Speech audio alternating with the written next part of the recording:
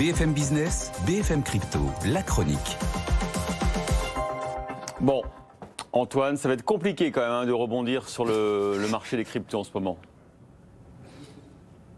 Oui, on a essayé hier, ça allait pas chercher très loin, mais au moins on a tenté un petit rebond technique, mais il est parti à volo. Le Bitcoin n'a pas réussi à tenir les 17 000. Pareil pour l'Ether qui montait du côté des 1300. Seul l'XRP résiste un peu mieux et reste à portée des 38 cents ce matin. Bon, et on parlait de l'effet domino tout à l'heure, effectivement potentiel. Il y a une grosse info aussi, Genesis, qui est emporté dans la tourmente, qui risque d'être emporté, en tout cas qui est fragilisé. Oui. Oui, Genesis, en plus, c'est pas une plateforme, c'est pas un fonds, c'est un prêteur, c'est une crypto-banque, donc à valeur un petit peu systémique dans l'univers crypto. À la fin du troisième trimestre, elle avait quand même quasiment pour 3 milliards de dollars d'encours. Et là, comme beaucoup d'acteurs en ce moment, elle est obligée de bloquer tous les retraits face à une demande qui excède ses liquidités, blocage des retraits et arrêt des prêts.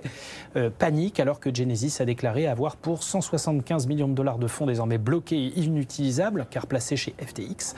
Donc du coup, tous les clients veulent récupérer leur crypto en même temps, illustration du phénomène de contagion. Pour autant, Genesis rassure en mettant en avant qu'elle est une filiale d'une grosse holding, un Digital Currency Group, un fonds diversifié avec plusieurs entités et activités qui va pouvoir lever des liquidités pour rassurer.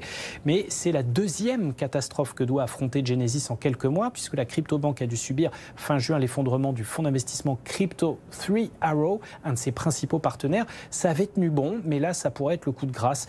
Les crypto-prêteurs sont sans doute les prochains sur la liste de cette sorte de jeu de domino. Un autre acteur de poids du secteur, le crypto-prêteur Gemini, appartenant au célèbre frère Winklevoss, a lui aussi dû bloquer les retraits pendant minimum 5 jours. Bon, à suivre donc. Merci beaucoup Antoine.